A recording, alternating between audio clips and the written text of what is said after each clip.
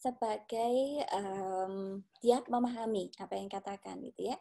Jadi dia hanya bermaksud untuk mengulang-ulang saja. Jadi belum tahu artinya gitu ya, atau belum ada artinya. Sementara laling ya, ini adalah ocehan yang dihasilkan berulang-ulang gitu ya. Nah, jadi ini ketika proses laling ini sebenarnya tahap kematangan perkembangan ini sudah sesuai seimbang dengan indera perabaannya dan juga penglihatannya dan juga pendengarannya. Jadi ini berkembang, fase laling ini disertai dengan perkembangan perabaan, penglihatan dan juga pendengaran. Jadi dia sudah mulai mengoceh dan ocehannya itu kombinasi antara konsonan dan vokal, gitu ya. Nah, kemudian seperti yang saya sebutkan tadi, ya, meniru ucapan dari lingkungan, ya, mengulang yang dikatakan sendiri juga, gitu ya, tetapi belum memahami makna atau ujarannya. Nah ini tadi kalau fase ekualia yang 10 bulan ini seharusnya dicapai ya seperti anak-anak yang sudah bisa menirukan seperti tadi ya ketika saya mengucapkan kata-kata kepada anak-anak, ya kita mengucapkan kepada anak-anak, anak-anak itu sudah mulai menirukannya. Nah, fase true speech gitu ya. True speech itu 9 sampai 18 bulan dia mengucapkan kata yang bermakna walaupun artikulasinya belum sempurna ya. Jadi ada kata-kata yang mungkin belum tercapai, misalnya koko masih toto gitu ya. Terus kemudian huruf R yang belum jelas gitu ya. Nah, tapi pada tahap ini sudah mulai merangkai kata. Nah, ini kira-kira perkembangan bahasa tetapi dengan pembagian kemampuan reseptif dan ekspresifnya, gitu ya. Jadi begitu lahir, kalau kita mau tahu bagaimana kemampuan reseptif, ya, bahasa anak itu adalah dengan melihat apakah ketika kita mengeluarkan suara atau bunyi, anak ini melirik ke sumber suara. Kalau dia melirik ke sumber suara, artinya dia kemampuan reseptifnya oke. Ya. Sementara kemampuan ekspresifnya adalah ketika dia mendengar suara, misalnya suara yang keras ya, sehingga dia kaget, maka yang dia lakukan adalah dia menangis. Gitu ya. Anak ini akan menangis. Nah, di usia 2 sampai 4 bulan, dia akan mulai memperlihatkan ketertarikan terhadap suara-suara, ya. Jadi dia mulai tertawa, mengoceh tapi tanpa arti, gitu ya. Nah, kalau 6 bulan reseptifnya memberikan respon kalau namanya dipanggil, sementara ekspresif dia mengeluarkan suara yang merupakan kombinasi tadi itu ya, huruf mati dan juga huruf vokal. 9 bulan dia mengerti kata-kata yang rutin, misalnya dada gitu ya, mama, papa gitu. Nah, sementara ekspresifnya adalah mengucapkan kata-kata ini. Jadi kira-kira kurang lebih seperti itu ya, dan seterusnya. Nah, ini untuk usia 18 sampai 60 bulan ya. Mengerti kalimat, bisa menjawab pertanyaan, bisa mengikuti 2 langkah perintah gitu ya di usia selanjutnya, mengerti banyak apa yang diucapkan, mengerti apa yang dikatakan sepadan dengan fungsi kognitifnya, sedangkan ekspresifnya bisa menggunakan merangkai 2 kata, ya, frase 50% bisa mengerti, membentuk 3 atau lebih kalimat, bisa menanyakan apa, bisa menanyakan mengapa, gitu ya, sampai bisa menyusun kalimat dengan baik, bisa bercerita, 100% kalimat bisa dimengerti. Itu di usia 60 bulan gitu ya. Nah, ini perkembangan kejelasan bicaranya. Kalau 18 bulan anak itu seharusnya 25% bicaranya itu sudah jelas. Sementara 24 bulan itu anak seharusnya bicaranya 50 sampai 75% jelas.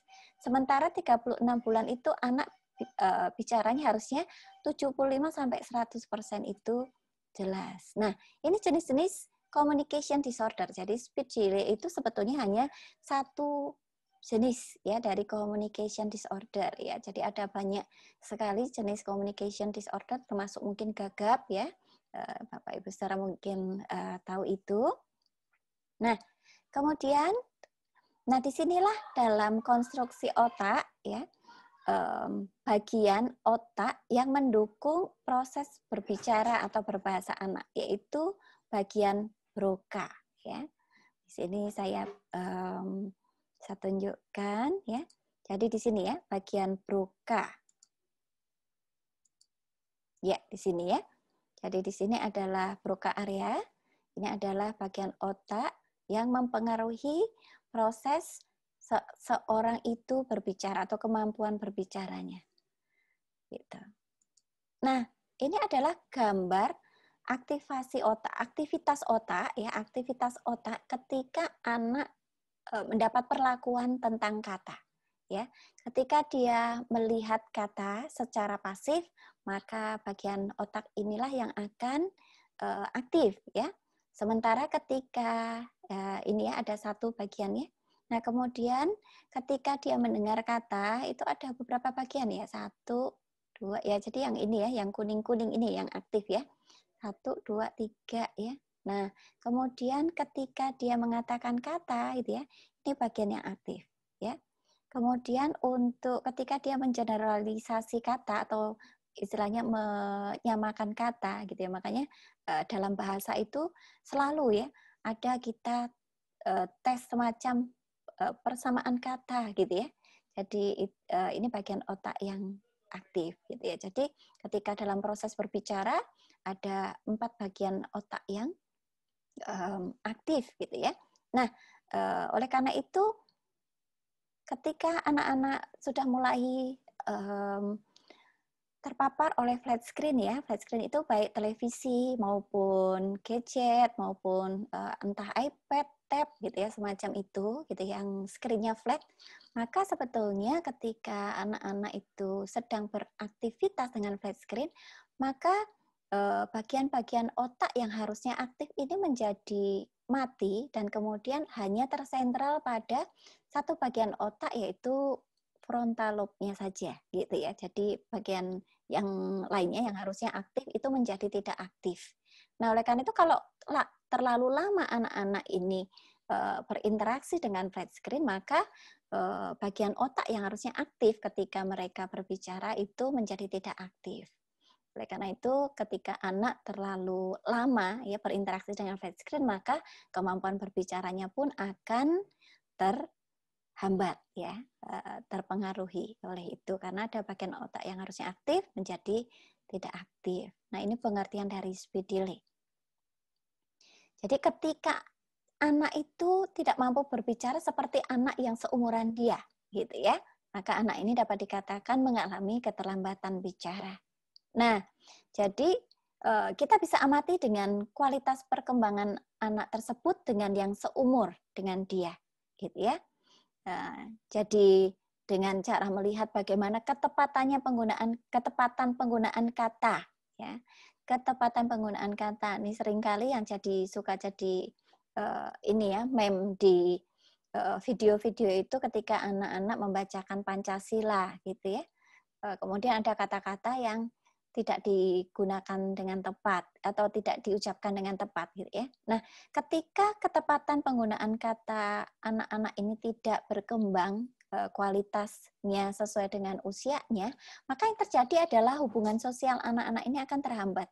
Karena ketika dia mencoba mengungkapkan sesuatu kepada temannya, maka temannya ini nggak tahu gitu ya, nggak paham gitu ya apa yang dia maksud gitu ya, sehingga maka mereka pun keterampilan bermainnya pun akan berada di bawah teman sebayanya. Jadi mereka jadi kesulitan karena interaksinya dalam hal bahasa terhambat, maka keterampilan bermainnya pun akan terhambat. Jadi contoh yang pernah terjadi dari putri saya adalah ketika putri saya toddler gitu ya. Kebetulan pada waktu itu saya dipanggil oleh gurunya dan gurunya meminta maaf karena putri saya itu mengalami ada luka berdarah di kepalanya dan kemudian sang guru menjelaskan bahwa ya tadi bermain gitu ya, bermain dengan teman gitu ya. Terus kemudian gurunya sedang mencoba memberikan instruksi sesuatu dan sebetulnya putri saya itu mau memberitahu kepada teman yang sedang bermain mobil-mobilan untuk mengikuti instruksi gurunya. Tetapi ternyata dia tidak mampu mengungkapkan kata-kata itu kepada temannya. Yang dia lakukan adalah dia memukul tangan temannya untuk memberitahu sebetulnya maksudnya adalah ingin memberitahu supaya temannya itu mengikuti instruksi gurunya gitu ya, karena putri saya itu memang anak yang patuh gitu ya, jadi instruksi dari guru itu sangat diperhatikan. Nah, begitu anak saya memukul tangan temannya, langsung temannya dengan reflektif memukulkan eh, mainan mobil-mobilan yang berbahan dari besi itu ke kepala putri saya. Nah, sehingga terjadilah pertengkaran antara mereka. Jadi proses bermainnya terhambat dengan pertengkaran tersebut. Nah, jadi anak dikategorikan mengalami keterlambatan bicara itu jika anak tidak mampu melakukan beberapa hal sebagai berikut, Ibu ya. Jadi ketika mereka mengucapkan kata yang sederhana secara jelas gitu ya, belum mampu mengucapkan kata yang sederhana secara jelas di usia 12 tahun itu 1 tahun sampai dengan 15 bulan ya kurang lebih 1,5 tahun ya.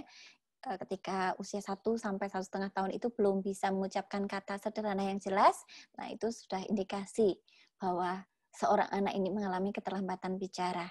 Terus ketika anak ini tidak mampu memahami kata yang sederhana, jadi ketika orang tuanya mengatakan tidak, tetapi anak malah melakukan, gitu ya, atau jangan, tetapi anak justru melanggarnya, ya di usia 18 bulan, maka ini ada indikasi anak mengalami keterlambatan bicara.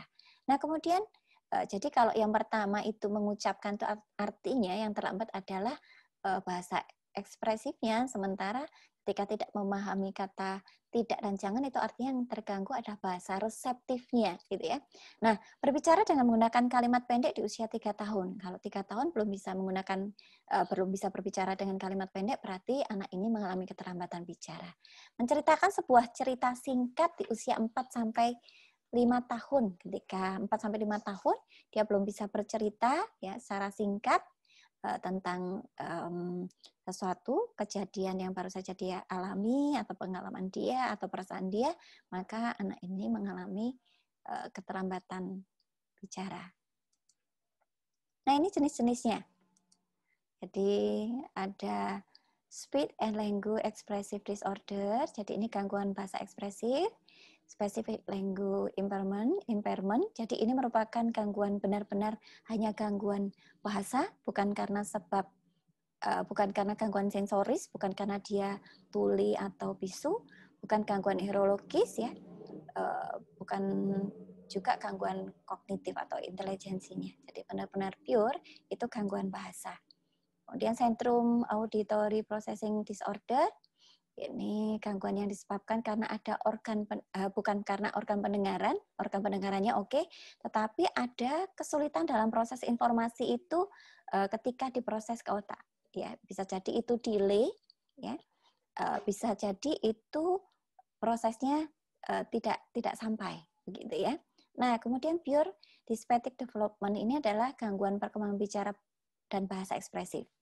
Nah, jadi ini kelemahan fonetik. Jadi tidak bisa mengungkapkan atau mengucapkan kata-kata tertentu oleh karena huruf-huruf tertentu dia tidak mampu mengucapkannya. Ya, mungkin ada yang sampai sekarang sudah dewasa pun ada yang nggak bisa mengucapkan kata R gitu ya, R jadi L gitu ya, dan lain sebagainya. Nah, ini kalau dua hal ini berkaitan dengan karakteristik anak gifted gitu ya, anak talented, gifted talented. Jadi anak gifted talented ini memiliki IQ di atas 120. Ya, jadi karena kepintarannya gitu ya. Jadi processing otaknya itu sedemikian kencangnya sehingga tidak bisa diimbangi dengan perkembangan bicaranya. Jadi yang mau dikeluarkan dengan kata-kata itu terlalu banyak gitu ya. Jadi ini tidak sesuai gitu ya, akselerasinya tidak sama dengan proses otaknya sehingga anak ini juga mengalami keterlambatan bicara. Nah, oleh karena itu sebetulnya anak-anak gifted ini perlu dicarikan gitu ya, dicarikan jalan bahasa gitu ya. Nanti kita akan lihat bagaimana jalan bahasa yang bisa ditempuh untuk ketika kita menemui bahwa speed delay ini dialami oleh justru anak yang pintar gitu ya, anak yang luar biasa pintar gitu ya, seperti anak-anak gifted ini. Nah, ini faktor-faktornya dan hal-hal yang menyertainya gitu ya. Jadi ada lingkungan. Jadi sosial ekonomi kurang itu akan berefek pada keterlambatan bicara. tekanan keluarga, anak akan gagap ya. Keluarga yang bisu, terlambat pemerolehan bahasa, gitu ya. Bagaimana di rumah menggunakan bahasa, gitu ya. Itu juga akan mempengaruhi pemerolehan bahasa. Emosinya, ibu yang tertekan, gangguan yang serius pada orang tua, misalnya ada mental illness, gitu ya, atau sakit, ya. Nah, gangguan yang serius pada anak. Jadi memang ini ada gangguan perkembangan dalam diri anak, maka akan berefek pada perkembangan bicaranya juga. Nah, kemudian masalah pendengaran ya yang didapat ketika dari bayi maupun ketika dia sudah terlahir sebagai anak gitu ya, itu juga akan mengganggu. Nah, perkembangan yang terlambat gitu ya, retardasi mental gitu ya, itu juga bisa. Kemudian cacat bawaan, ya Down syndrome, palatosis gitu ya, itu juga menyebabkan kerusakan otak ya, gitu ya. Itu juga bisa menyebabkan, mempengaruhi karena ini ketika kerusakan otak ini mempengaruhi neuromuskularnya, maka kemampuan menghisap, menelan, mengunyah gitu ya, itu terlambat juga gitu ya.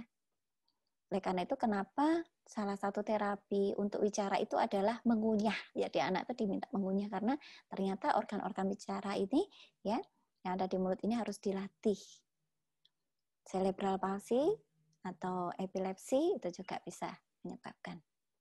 Nah, kejadiannya adalah jenis kelamin laki-laki itu lebih berisiko mengalami keterlambatan bicara daripada perempuan ya menurut penelitian. Nah, ini yang menarik adalah bahwa family history. Jadi faktor keturunan dari orang tua itu juga ternyata membawa pengaruh ya, terhadap ini ya anak-anak gitu ya. Jadi anak dampak dari orang tua yang mengalami gangguan tersebut, tapi itu tidak diturunkan pada anak ya. Kan tetapi lingkungan sosial menganggap si anak ini membawa faktor dari orang tuanya. Jadi membuat lingkungan ini jadi interaksinya kurang ya, sehingga menyebabkan keterlambatan berbicara ya karena kurang stimulus dari lingkungannya. Jadi ya, misalnya ketika seorang anak dilahirkan dari seorang ibu yang bisu, gitu ya. Jadi atau seorang anak yang dilahirkan dari dari orang tua yang mengalami gitu ya gangguan komunikasi. Nah, kemudian ini pendidikan orang tua yang rendah, gitu ya. Nah, ini gejala-gejalanya. Nah, ini indikasi perilaku kesulitan pendengaran yang disebabkan oleh kesulitan pendengaran ya. Ketika dipanggil tidak respon ya. Kemudian ketika diberi instruksi berkali-kali ya, tetapi tidak mengikuti, ketika dia mengabaikan atau salah memahami apa yang diucapkan orang lain, nah ini gejala dari kesulitan pendengaran ya. Kemudian juga ya, ini tekniknya. Ketika anak mengalami perkembangan berbicara yang terganggu oleh karena pendengaran ya. Jadi bisa berbicara dengan berhadapan-hadapan dengan jarak yang dekat gitu ya. Menggunakan bahasa tubuh disertai dengan penjelasan konseptual bahwa gerakan ini artinya apa. Gitu ya. Jadi memperkenalkan bahasa tubuh atau body language. Nah, baik. Jadi selanjutnya adalah gangguan artikulasi. Ya, ini indikasi gangguan artikulasi.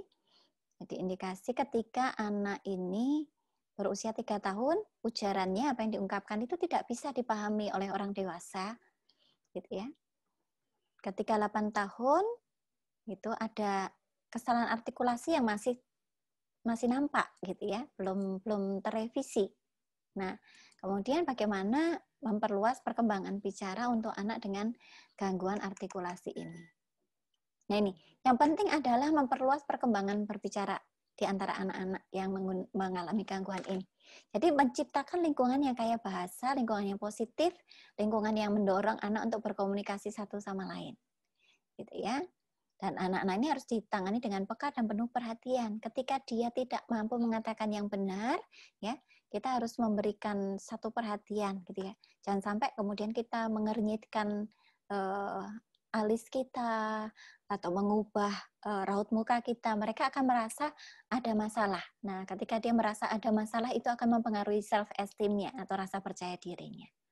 Ya, jadi kita harus selalu positif untuk hasil-hasil pengeluaran bahasanya. Jadi kita mendorong untuk lebih baik, memberikan contoh yang baik. Nah, ini indikasi gangguan, kemudian gangguan kefasihan. Ya, ini indikasinya ya. Kemudian ini tekniknya ya untuk memperluas perkembangan berbicara. Ya, misalnya kefasihan ini misalnya gagap gitu ya. Jadi kita mencontohkan bagaimana mengatakan atau menyampaikan kata-kata itu dengan tenang, dengan pelan, gitu ya, dilafalkan ujaran yang susah itu dengan tenang. Jadi anak gagap ini harus diberi situasi kondisi yang tenang, gitu ya. Nah ini untuk gangguan berbicara khusus atau keterlambatan berbicara.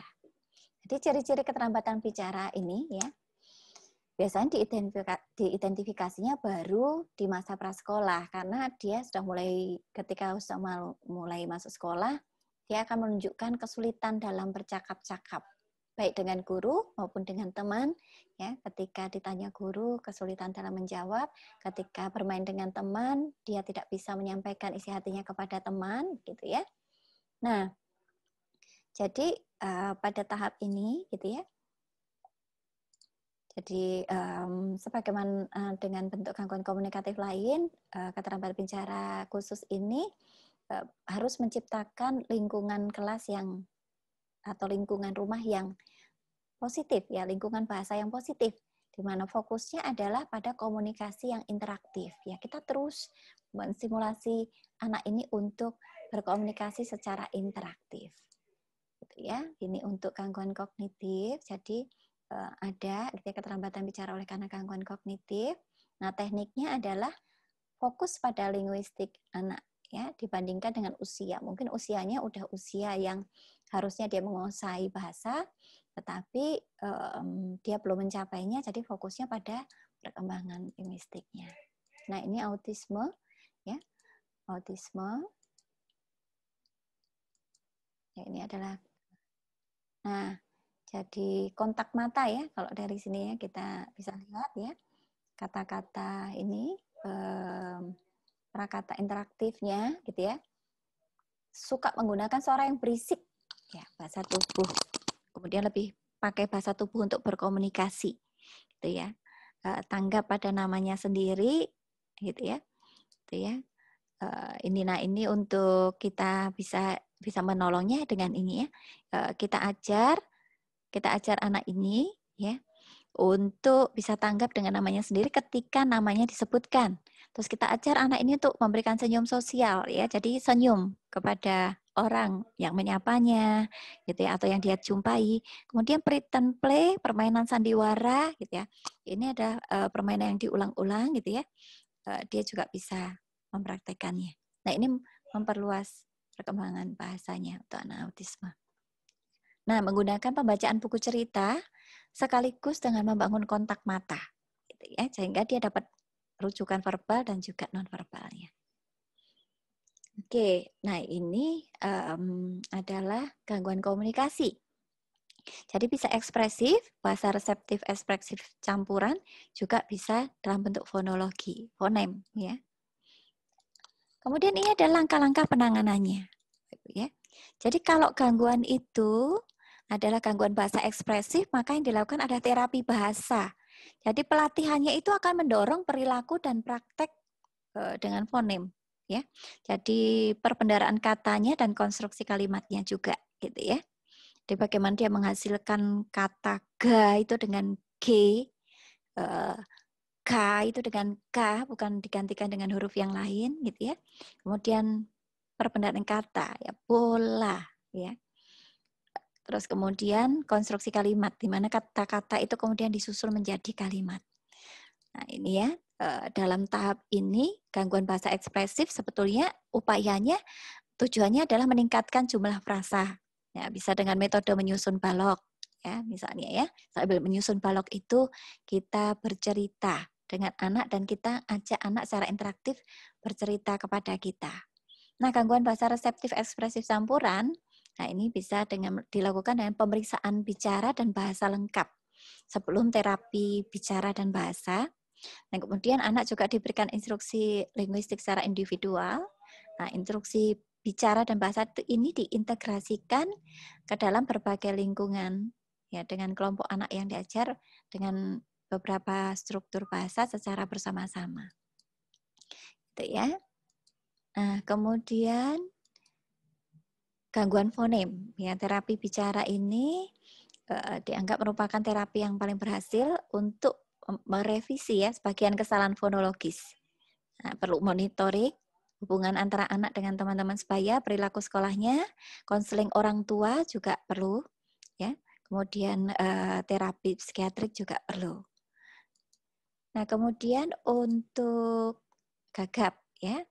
Gagap ini terapi diri, self terapi, gitu ya. Jadi kita melihat bahwa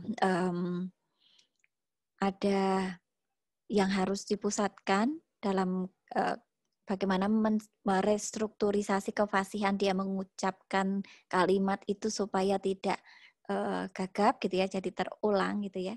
Jadi produksi kata-katanya itu juga dibentuk ulang gitu ya, dan berbagai perilaku yang jadi sasaran itu juga ya, termasuk kecepatan dia mengucapkan itu dengan hati-hati, transisi halus dari satu kata ke satu kata lain, suku kata dan kata. Tapi intinya adalah anak ini harus diberikan situasi kondisi yang tenang.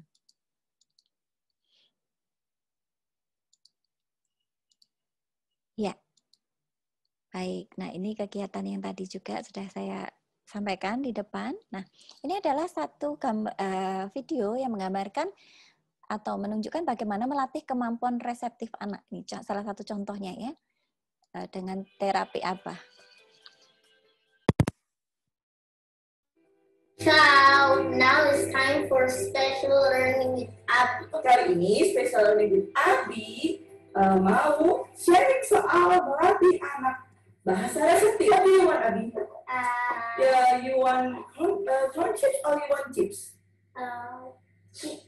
Okay. Oh, this is corn, not chips.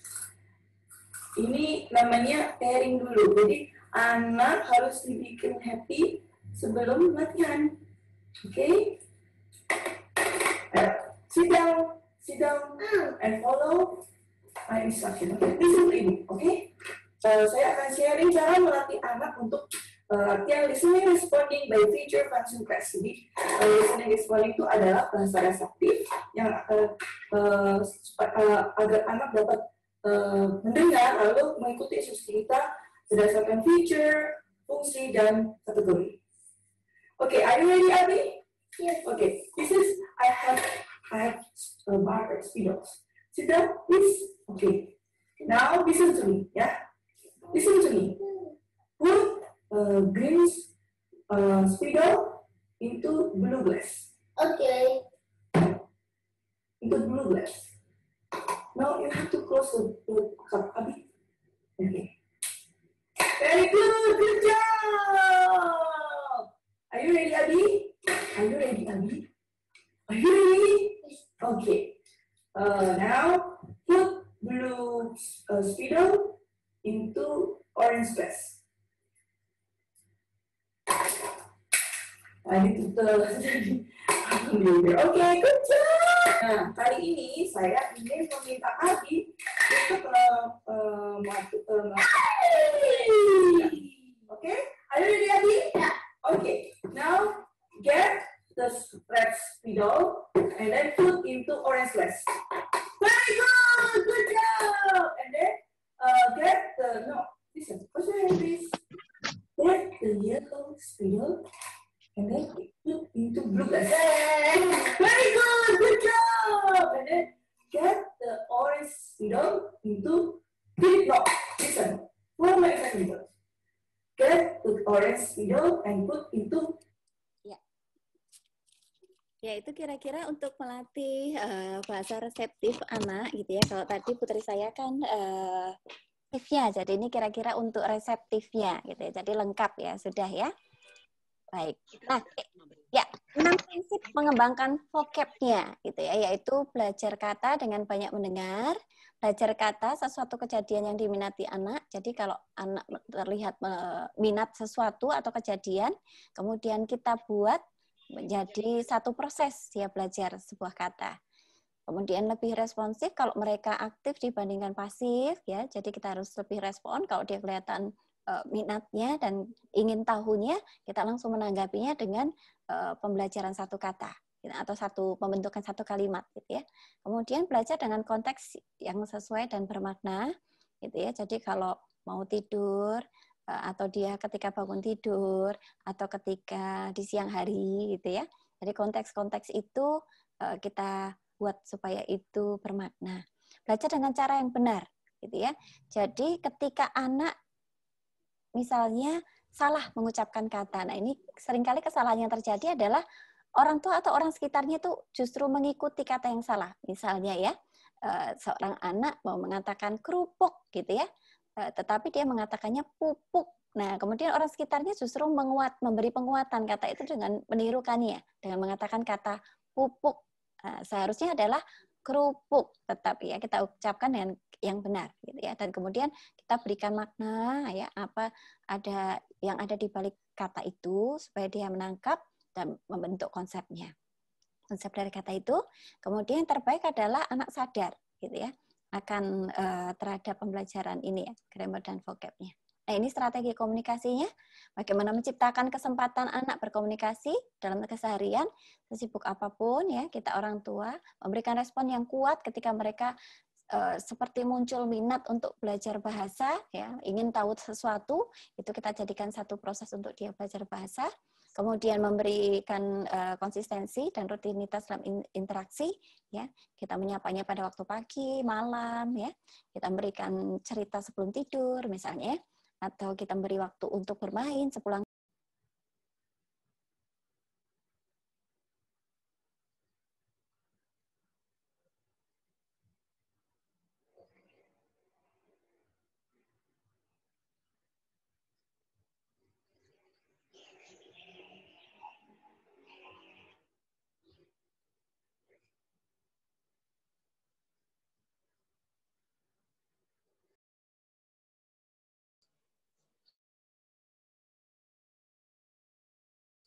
Ya, harus mematangkan perkembangan sensorik, motorik kasar halus, dan oralnya. Kemudian diet makanan yang menyebabkan gangguan konsentrasi yang bisa penyebab gula dengan berbahan gula, terigu, gandum, gitu, stop dot, gitu ya. Kemudian kasih makan yang sesuai. Kemudian di sini orang tua atau kakek nenek mematangkan bahasa ibu dulu. No English, no bahasa daerah. Kalau anak belum matang bahasanya, gitu ya. Karena kalau anak belum matang bahasanya, diberikan bahasa kedua, biasanya mereka akan confuse. Dia harus matang dengan satu bahasa ibu dulu.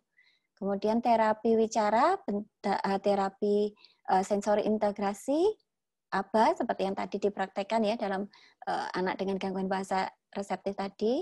Kemudian elektronik visual harus diseleksi, gitu ya. Untuk paparan ini flat screen ya, dari TV, HP, iPad, gitu ya. Kemudian pola asuh yang benar adalah otoritatif, kebebasan tapi yang terpagari, memberi isyarat bicara ya. Jadi kita tidak memberikan syarat untuk bicara. Jadi kalau menginginkan sesuatu dia tidak akan mendapatkan dengan mudah sebelum dia mengeluarkan kata-kata ya. Kemudian kita mengajarinya kosakata, bicara dengan berbagai bentuk, gitu ya. Ya, ini beberapa proses yang dilakukan dan dialami anak ketika dia terapi wicara, gitu ya. Jadi diajarkan mengenal anggota tubuhnya, kendaraan, mainan, benda-benda lain, mengucapkan satu kata, memahami instruksi. Nah, ini mainan-mainan yang bisa kalau Bapak Ibu mau mencarikan atau membelikan mainan yang edukatif untuk anak-anak ketika mereka mengalami keterlambatan bicara, mainan ini bisa mendukung ya. Ini word card, gitu ya. Ini binatang. Terus ini kemudian mainan yang bisa dipakai untuk bercerita, ya, alat dokter-dokteran, ya, atau permainan dapur, kemudian mobil-mobilan, permainan yang ada kisah filmnya, gitu ya. Kemudian dia nanti bisa bercerita, misalnya Toy Story, Barbie, dan lain sebagainya. Ya, jadi bagaimana kita mengikuti anak, ya, kita ikut berperan serta, membuat interaksi dengan orang lain dalam bermain, membuat peluang anak mengambil giliran, membuat isyarat, dan tetap fun, gitu ya, harus dilakukan dengan tetap fun. Ya, mungkin itu Ibu Febe yang bisa saya sharekan sementara.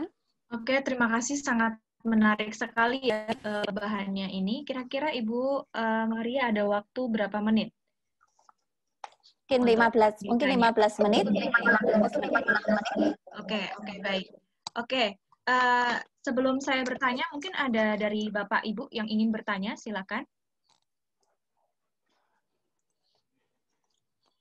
Mungkin ada pertanyaan dari penjelasan tadi. Oke, kalau belum ada, saya akan bertanya ya. Tadi dikatakan ciri-cirinya umur 4-5 tahun itu dia tidak bisa cerita singkat gitu ya. Saya jadi kepikiran ya, kalau di sekolah gitu kan kadang-kadang ada anak yang dibully gitu, atau mungkin kan nggak semua anak tuh punya lingkungan yang bagus gitu ya. Berarti kan ini sangat bahaya ya kalau misalnya anak-anak itu tidak bisa bicara gitu. Ya. Jadi supaya ini dampaknya ya.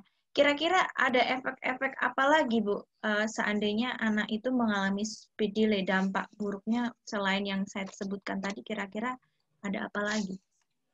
Ya, oke. Dampak yang harus dicermati dengan sangat adalah ternyata speed delay itu selain pure karena gangguan bahasa, speed delay ini bisa komorbid dengan kebutuhan khusus yang lain. Ya, misalnya itu autisme atau ADHD atau gifted tadi itu ya, gifted, kemudian Down syndrome. Jadi memang perlu dilakukan penegakan diagnosis untuk anak dengan speed delay, kemudian dilakukan terapi sehingga diketahui apakah ini murni speed delay seperti putri saya yang gangguan bahasa ekspresifnya gitu ya, atau memang ada komorbid yang lain yang juga perlu dilakukan terapi berkaitan dengan itu gitu ya. Nah, kemudian karena bahasa ini adalah pintu masuk untuk anak itu mendapatkan pengetahuan di sekolah maupun di rumah gitu ya. Jadi mau tidak mau keterlambatan ini harus segera dikejar. Khususnya karena anak-anak ini akan memasuki masa prasekolah maupun masa sekolah. Karena keterlambatannya itu nanti pasti akan mempengaruhi untuk akademik ya, untuk prestasi akademiknya dan akan mempengaruhi untuk relasi dia dengan guru dan teman-teman. Nah, ketika secara performan akademiknya dia tidak seharusnya gitu ya misalnya ya, ini maka anak ini akan mengalami gangguan dalam self esteem-nya. Dan yang paling dekat adalah setelah ketika dia tidak mampu mengejar keterlambatan bicaranya ini gitu ya, bisa terjadi anak ini akan mengalami juga learning disability gitu ya, keterlambatan belajar yang kemudian menjadi ketidakmampuan belajar. Jadi bahasa ini memang pintu masuk untuk anak-anak ini bisa memasuki suatu kelompok masyarakat, juga pengetahuan, sehingga ini harus dikejar. Oke, baik sekali. Oke, berarti dampaknya banyak sekali ya dalam studi gitu ya. Apalagi anak-anak itu kalau sudah SD itu kalau dia tidak berprestasi itu mempengaruhi harga dirinya gitu. Juga secara sosial gitu ya. Anak-anak itu kan butuh teman gitu ya. Selain dia butuh keluarga, dia juga butuh teman. Oke, sebelum saya tanya lebih lanjut, ini rupanya ada yang bertanya. Ini dari Bapak Arwinto Nugroho. Terima kasih untuk pertanyaannya. Mau tanya, kalau anak sampai beranjak remaja atau pemuda, terus masih suka gagap, apa yang sebaiknya dilakukan? Oke, baik. Jadi sebetulnya anak gagap itu proses berawalnya dari sini. Gitu ya. Jadi anak gagap itu adalah seorang anak yang sebetulnya punya proses berpikir berbeda, proses berpikirnya itu berbeda dari anak umumnya karena biasanya disinyalir anak gagap ini mereka itu adalah anak-anak yang menggunakan aktivitas dengan tangan kiri, gitu ya. Jadi sebetulnya dia adalah anak yang potensi melakukan sesuatu itu dengan tangan kiri, gitu ya. Tetapi kemudian diinterupsi oleh lingkungannya bahwa tangan kiri itu tangan jahat, tangan tidak baik, gitu ya, tangan setan dan lain sebagainya, gitu ya, sehingga tidak boleh digunakan. Sehingga anak ini ketika dia menggunakan tangan kiri sebetulnya ada satu proses otak yang berjalan mengikuti gerakan tangan kiri itu berbeda dengan orang menggunakan tangan kanan, maka proses itu terinterupsi. Nah, ternyata interupsi dari proses itu kemudian mempengaruhi bagian proses berbicaranya. Kemudian akan mempengaruhi daerah Broca, tempat di mana dia menghasilkan bahasa. Sehingga proses interupsi itulah yang akhirnya keluarannya adalah gagap. Gitu ya. Jadi yang harus dilakukan sebagai pertama kali untuk preventifnya adalah ketika kita memiliki anak-anak dengan tangan kiri, dengan potensi melakukan sesuatu tangan kiri. Jadi dia memang potensial banget melakukan apa-apa itu dengan tangan kiri gitu ya. Adalah dengan tidak melarangnya melakukan aktivitas dengan tangan kiri, tapi hal yang sebaiknya dilakukan adalah menyeimbangkan aktivitas tangan kirinya itu dengan tangan kanan. Jadi mendorong kemampuan tangan kanan itu bisa melakukan seperti tangan kiri atau mendekati tangan kiri. Sehingga dia bisa menjadi seorang anak yang bisa menggunakan tangan kanan maupun tangan kiri. Tapi proses dia melakukan sesuatu dengan tangan kiri itu tidak boleh diinterupsi. Nah, proses interupsi itulah yang kemudian menghasilkan kegagapan tersebut, gitu ya. Nah, untuk gagap sendiri, gitu ya, itu memang ada terapinya khusus. Ya, ada terapi khusus yang bisa terapi wicara ya, terapi wicara khusus untuk anak-anak yang gagap. Nah, biasanya memang kekhawatiran orang tua adalah ketika anak-anak gagap ini, anak-anak dengan kondisi gagap ini sudah mencapai pada usia remaja, ketika dia proses mencari identitas, ya, kemudian ketika dia sudah mulai bekerja, gitu ya, karena kondisi gagap ini seringkali menjadi sesuatu yang menyulitkan, gitu ya.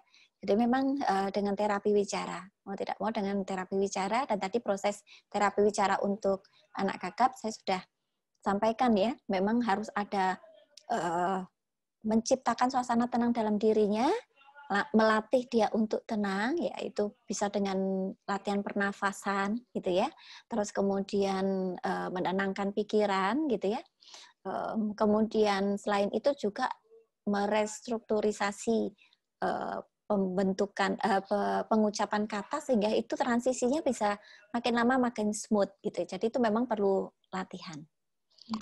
Apalagi ini kan anak usia remaja ya, jadi mungkin bisa juga dengan kita tidak membuat dia malu gitu ya, maksudnya kalau salah atau apa gitu, tetap memberi motivasi itu bisa juga ya Bu ya? Betul.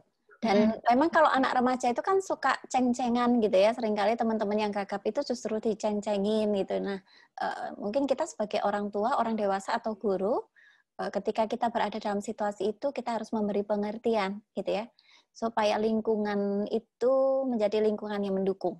Lingkungan yang mendukung bagi temannya yang gagap ini untuk dia justru tidak makin parah gagapnya, tetapi bisa terevisi. Salah satu contohnya adalah anak gagap itu harus menyelesaikan kalimat yang diucapkannya dari awal sampai akhir. Jadi misalnya ketika dia mau mengatakan saya gitu kan akan sa gitu ya, terus jangan dianya itu diambil alih oleh orang lain ya. Jadi dia harus sampai menyelesaikan sampai kata iya gitu ya. Karena itu sebetulnya bukan sembarang orang berkata-kata itu bukan cuma proses mengeluarkan kata-kata, tapi itu adalah suatu proses otak yang nggak bisa diinterupsi gitu ya. Dan kegagalannya itu memang mempengaruhi bermacam-macam hal nanti dalam dirinya. Gitu. Oke, jadi bisa dari keluarga, ada peran keluarga, mungkin juga kasih sayang dari keluarga juga, dan juga tadi langkah praktis. Mungkin nanti Ibu Maria juga bisa memberikan kontak mungkin untuk terapinya gitu. terapi untuk yang Ya, berkaitan nanti dengan saya akan sampaikan di akhir untuk pusat-pusat untuk Pak pusat Arwinto rujukan. Nugroho ya. Ya. Oke, Pusat kita ke rujukan. pertanyaan selanjutnya dari Ibu Gracia. Apakah masih bisa dikejar jika anak laki-laki usia 4 atau 5 tahun masih speed delay? Karena kedua orang tua tidak memfasilitasi anak dengan pendampingan dan pengajaran dengan anak tersebut. Terima kasih, Bu. Gimana, Ibu? Ya, jadi dikejarnya itu justru harus dengan pendampingan, gitu ya, harus dengan pendampingan dan juga jadi intinya untuk anak-anak speed delay ini ya tergantung ya tadi unsurnya apa ya, apakah gangguan reseptif, apakah gangguan ekspresif ya. Jadi hal itu harus ditangani. Jadi tidak bisa dibiarkan saja. Kalau dibiarkan saja, kalau dari sisi pendidikan dia akan mengalami keterlambatan dalam belajar atau ketidakmampuan belajar ya.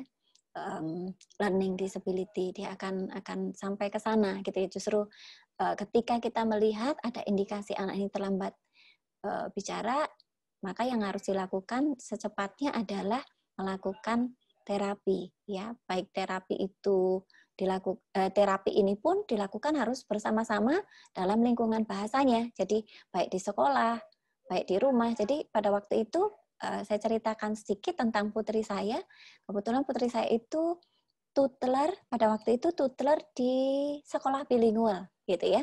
Nah, kemudian karena saya tidak mau putri saya harus postpone dari sekolah bilingual itu, maka saya memberikan pengertian kepada guru dan kepala sekolahnya bahwa putri saya mengalami speed delay. Oleh karena itu, untuk khusus menyampaikan sesuatu ke putri saya, tolong yang disampaikan bahasa Indonesia terlebih dahulu, baru bahasa Inggrisnya. Nah, ternyata kerjasama dengan guru kelas, gitu ya, pada waktu itu membuahkan hasil yang baik. Nah, tapi kemudian selanjutnya ya untuk TK dan SD-nya kita tidak menggunakan lagi bilingual ya. Jadi penguasaan bahasanya makin matang sehingga terkejar ya, 3 tahun itu terkejar, bahkan 5 tahun itu sudah bisa proses belajar bahasa kedua dan ketiga juga berjalan dengan lancar. Jadi itu harus diupayakan. Kalau 4 sampai 5 tahun sih masih bisa ya, Bu Masih ya. bisa. Ini mungkin juga perlu dicek apakah ada komorbid atau maksudnya selain speed delay Betul. apakah ada yang lain. Nah, itu juga penting gitu. Bisa ke terapis ya, mungkin nanti juga bisa meminta kontaknya ke Ibu Maria. Iya. Tahu ya mana yang bagus. Oke, selanjutnya ke pertanyaan.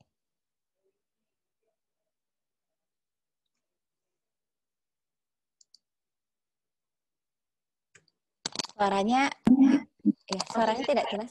Ya. Oke. Bisa diulang? Oke. Tadi ya, diulang dari mana sebentar? Oke, berarti nanti Ibu Gracia nanti bisa minta kontaknya ke Ibu Maria ya. Untuk misalnya apakah anak ini juga ada komorbid, ada gangguan yang lain atau cuma speed delay saja gitu. Lalu bisa juga minta kontak untuk terapis yang baik gitu. Kemudian ke pertanyaan Pak Mike ke Andi, ini Bu Maria, apakah ada ciri-ciri yang signifikan dan apakah ada tips praktis yang dapat dipergunakan untuk menegakkan diagnos Centrum Auditory Processing Disorder? Iya, oke. Ya, untuk Centrum Auditory Processing Disorder, gitu ya. Jadi pada bagian belakang buku speed delay ini, Bapak Ibu, jadi di sini disertakan juga alat ukur ya, jadi screening speed delay ya di halaman yang ke-63 ya. Saya kebetulan tidak tampilkan di screen tadi. Jadi di sini ini adalah screening speed delay yang dibuat oleh Dr. Trigunadi ya, Dr. Trigunadi yang dibuat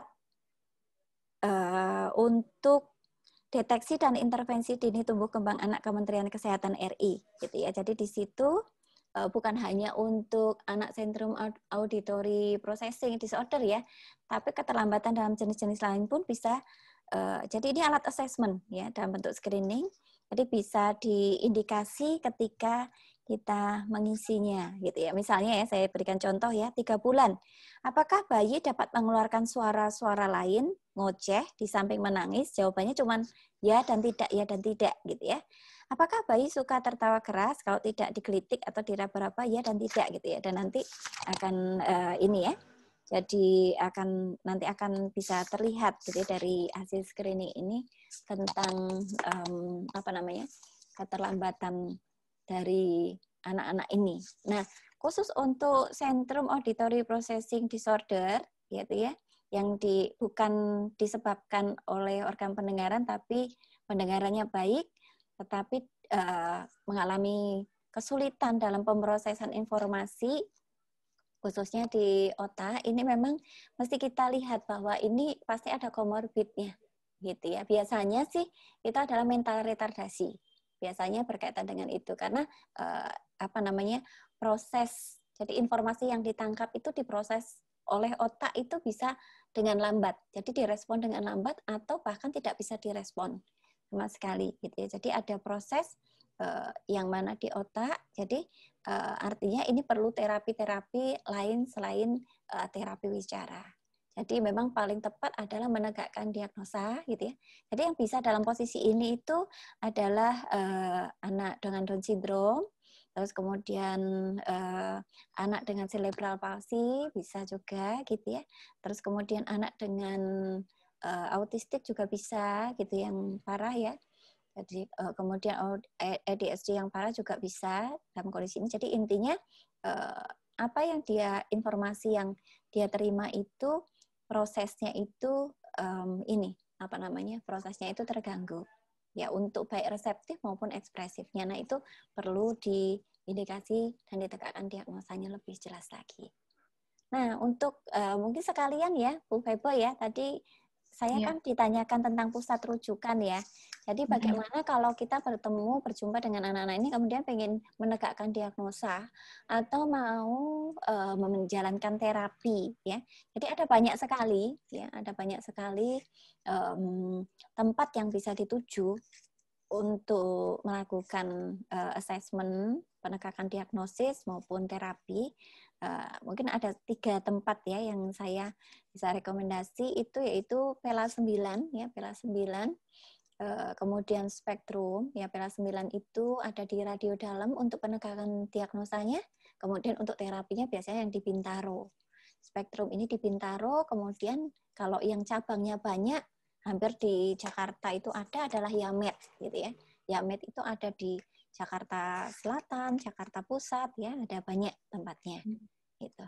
Iya, jadi Indonesia sekarang untuk anak kebutuhan khusus tuh udah lebih ini ya, peduli ya dibanding dulu-dulu ya, Bu ya. Iya, betul. Terapisnya makin banyak, psikolognya makin banyak. Iya, betul. Oke, Bapak Ibu sekalian, rupanya ternyata ya, karena saya memang jujur kurang promosi gitu ya, acara ini gitu, jadi sebenarnya peminatnya dan materinya sangat bagus ya. Next time sepertinya perlu diadakan lagi gitu ya. Nah, untuk akan diadakan, tapi sebelum itu kami akan mengadakan tentang ADHD. Ya, itu untuk anak yang hyperaktif dan defisit disorder, di mana ini ada di sekolah minggu, ada di sekolah gitu ya.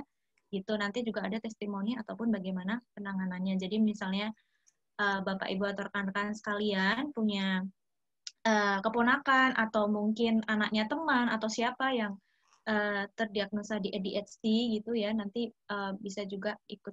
Mungkin ada prakata terakhir dari Ibu Maria sebelum menutup webinar kita. Ya, baik. Bapak Ibu Saudara, kalau Bapak Ibu Saudara melihat bagaimana saya menyampaikan materi, pasti Bapak Ibu Saudara juga menangkap bahwa saya adalah pribadi yang mengalami gangguan komunikasi, gitu ya.